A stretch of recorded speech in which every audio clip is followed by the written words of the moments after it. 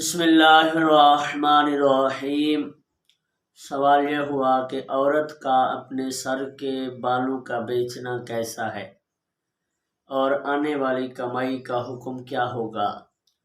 بتاتا چلوں، انسان زندہ ہو یا مردہ، اس کے اعضاء اس کے جسم کے ساتھ لگے ہوں یا کٹ چکے ہوں، انسانی شرف کی وجہ سے اس شریعت اسلامی نے انسان کے اعضاء کو بھی عزت بخشی ہے۔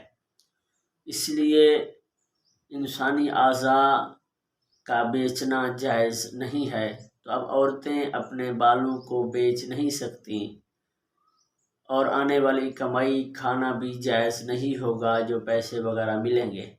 اور دوسری بات، عورت کے بال بھی عورت ہیں، جس طرح اس کا سر چھپانا ضروری ہے اسی طرح اسے اپنے بالوں کا چھپانا ضروری ہے، چاہے وہ بال اس کے سر پر رہیں یا اس کے بال سر سے جدا ہو چکے ہوں۔